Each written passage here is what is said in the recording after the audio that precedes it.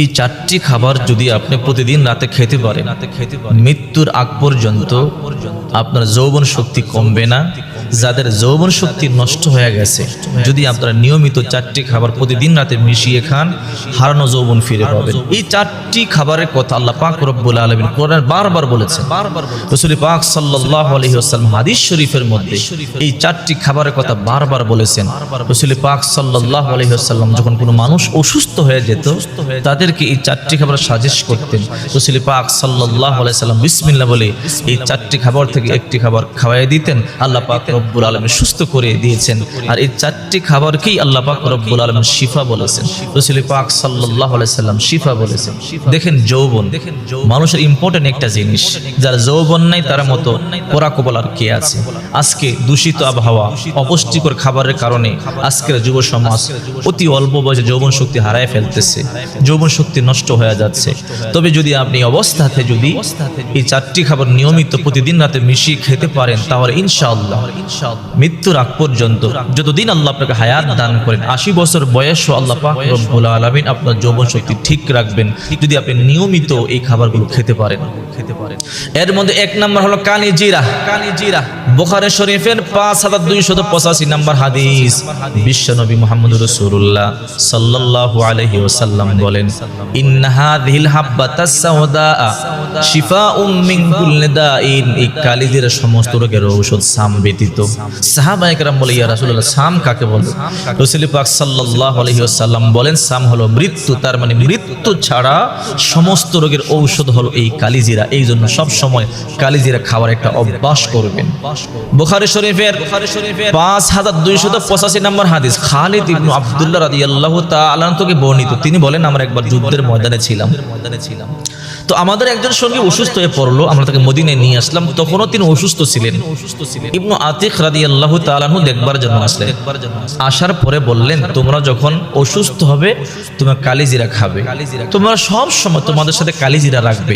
যখন তোমরা অসুস্থ হবে 5টা অথবা 7টি দানা বিসমিল্লাহ বলে খাবে, আল্লাহ পাক রব্বুল আলামিন সুস্থ করে তুলবে। কারণ মা আয়েশা রাদিয়াল্লাহু তাআলা আনহা বলেন, রাসূল পাক সাল্লাল্লাহু আলাইহি সাল্লাম বলেছেন, ইন্না হাযিহিল হাব্বাতাস সাওদা শিফাউম মিন কুল্লি দাইন। এই কালিজিরা সমস্ত রোগের ঔষধ, ইল্লা সাম ব্যতীত। সাহাবায়ে কেরাম জিজ্ঞাসা করলেন, নবীজি সাম কাকে বলে?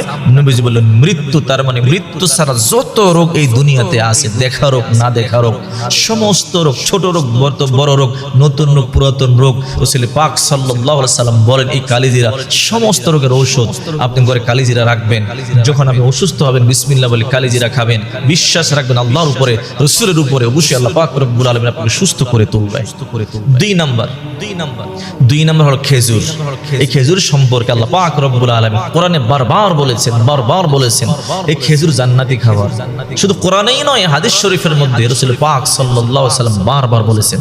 সূরা মারইয়ামের 23 নম্বর আয়াত দেখেন, ফাআজাআহাল মাখাদু ইলা জিদঈন নাখলাতি ক্বালাত ইয়া লাইতানি মিতু ক্বাবলা হাযা কুনতু নাসিয়াম মানসিয়া ফানাদাহা মিন তাহতিহা আল্লা তাহজানি قد جعل ربك تحتك سريا وهزي إليك بجذع النخلة تساقط عليك رطبا جنيا।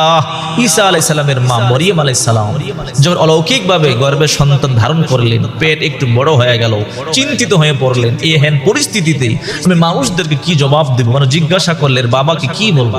সেজন্য এলাকা ছেড়ে উনি পলায়ন করলেন, দূরে কোথাও চলে গেলেন। ফাআজাআহাল মাখাদু ইলা জিদঈন নাখলা, প্রসব বেদনা তাকে একটা খেজুর বৃক্ষের নিচে আশ্রয় গ্রহণ করতে বাধ্য করলো। ক্বালাত ইয়া লাইতানি মিতু ক্বাবলা হাযা ওয়া কুনতু নাসিয়াম মানসিয়া। তখন তিনি বলতেছিলেন, হ্যাঁ, যদি এর আগে যদি আমার মৃত্যু হয়ে যেত, অথবা মানুষের জীবন থেকে যদি আমি বিলুপ্ত হয়ে যেতাম, এটা আমার জন্য ভালো ছিল। আমার এই অবস্থা, আমি মানুষকে কি জবাব দেব? এই সন্তানের পিতাকে কি বলবো আমি? ফানাদাহা মিন তাহতিহা আল্লা তাহজানি قد جعل ربك تحتك سريا। নিম্ন দেশ থেকে ফেরেশতারা আওয়াজ দিল, হে মারিয়াম, তুমি চিন্তিত হয়ো না, তোমার পায়ের নিচে আল্লাহ পাক রব্বুল আলামিন একটা নহর জারি করে দিয়েছেন। ও হুজ্জি ইলাইকি বিজদাইন নাখলা তুসাকিতু আলাইকি রুতবান জানিয়া, আর তুমি যে খেজুর বৃক্ষের নিচে আছো এর কাণ্ডে তুমি নাড়া দাও, সুপক্ষ খেজুর পতিত হবে, তুমি পানি পান করো। ফাকুলি ওয়াশরাবি ওয়াকরি আইনা, তুমি এই খেজুর বৃক্ষ থেকে খেজুর খাও, পানি পান করো, তোমার চক্ষু শীতল করো। তার মানে এই খেজুরের কথা আল্লাহ পাক রব্বুল আলামিন কোরআনে বলেছেন, যতই ক্ষুধার্ত হবেন আপনি 2-4টা খেজুর খেলেই আল্লাহ পাক রব্বুল আলামিন দ্রুত আপনার তৃষ্ণা, আপনার ক্ষুধা নিবারণ করে দেবেন। এই খেজুরের কথা আল্লাহ বারবার বলেছেন। 2 নম্বর খাবার হলো খেজুর।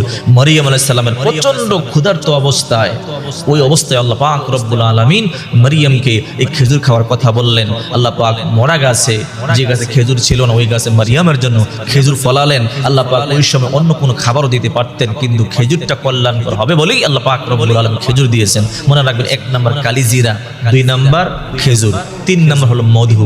মধুর ব্যাপারে সূরা নাহালের 68-70 নম্বর আয়াত আল্লাহ পাক রব্বুল আলামিন বলেছেন, ওয়া আওহা রাব্বুকা ইলান নাহলি আন ইত্তাখিযি মিনাল জিবালি বুয়ুতা ওয়া মিনাশ শাজারি ওয়া মিম্মা ইয়ারিশুন সুম্মা কুলি মিন কুল্লিস সামারাতি ফাসলুকি সুবুলা রাব্বিকা যুলুলা।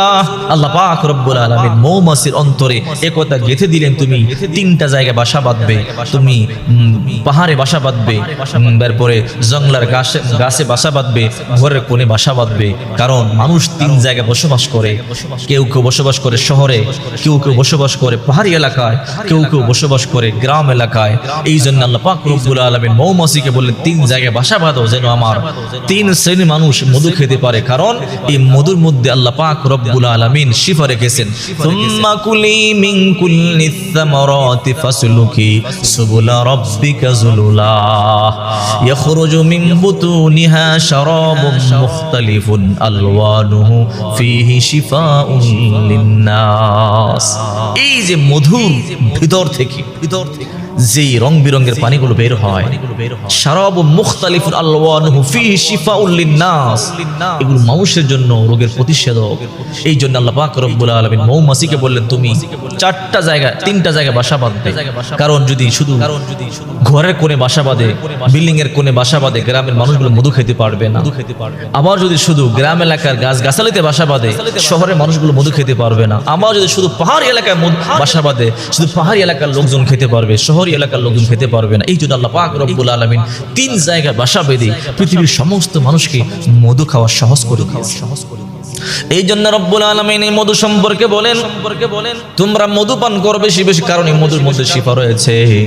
বিশ্বনবী মুহাম্মদ রাসূলুল্লাহ সাল্লাল্লাহু আলাইহি ওয়াসাল্লাম বলেন, যদি তোমরা দৈনিক সকালবেলা 1 চামচ মধু খেতে পারো, এটা ভালো। না পারলে মাসে 3 দিন মধু খাবে। 3 দিন যদি মাসে তোমরা মধু খেতে পারো, দুনিয়াতে যত নতুন নতুন রোগ আগমন করে, নতুন রোগ আসে না, করোনা আসে, কত রকমের মহামারী আসে। রাসূল পাক সাল্লাল্লাহু আলাইহি ওয়াসাল্লাম বলেন, যত প্রকারের রোগ দুনিয়ার মধ্যে আসবে, সমস্ত রোগ থেকে আল্লাহ তোমাদেরকে হেফাজত করবে এই মধু। 4 নম্বর হলো দুধ। দুধের কথা আল্লাহ পাক রব্বুল আলামিন কোরআনে বারবার বলেছেন, এই দুধ জান্নাতি খাবার। আমরা জানি আমাদের যখন আমরা অসুস্থ হই, দুর্বল হই, আমাদের হাড়ের ক্ষয় হয়ে যায়, ডক্টররা আমাদেরকে সাজেস্ট করেন মধু খাবারের জন্য। এই মধুর কথা বেশি বলার প্রয়োজন নেই, যেহেতু আমরা এই দুধের কথা আমরা সবাই জানি। এই দুধের নহর আল্লাহ পাক রব্বুল আলামিন জান্নাত আমাদেরকে দান করবেন। তো প্রতিদিন রাত্রিবেলা এই কিছু কালিজিরা, কিছু মধু, কয়েকটা খেজুর এবং এগুলোকে ভালো করে পিষে, সুন্দর করে পিষে 1 গ্লাস দুধের মধ্যে মিক্স করে রাতের বেলা যদি আপনি এই গরম দুধটুকুন আপনি পান করতে পারেন, প্রতিদিন রাত্রে যদি আপনি এইগুলো পান করেন, ইনশাআল্লাহ দেখবেন আপনার দেহের দুর্বলতা দূর হয়ে যাবে, দেহের ক্ষয়রোগ দূর হয়ে যাবে, চোখের জ্যোতি যাদের কমে যায়, জ্যোতি আস্তে আস্তে বেড়ে যাবে। এরপরে দেহের মধ্যে যেই রোগ প্রতিরোধ ক্ষমতা আছে ওটা আস্তে আস্তে বৃদ্ধি পাবে, এবং যৌবন শক্তি যতদিন আপনি দুনিয়ার মধ্যে বেঁচে থাকবেন ইনশাআল্লাহ নষ্ট হবে না, ততদিন পর্যন্ত আল্লাহ পাক রব্বুল আলামিন আপনার এই যৌবন শক্তি ঠিক রাখবে। যৌবনের দাম আল্লাহর কাছে অনেক বেশি, কারণ বৃদ্ধকাল ইবাদত থেকে যৌবন ইবাদত আল্লাহর দরবারে অনেক বেশি প্রিয়।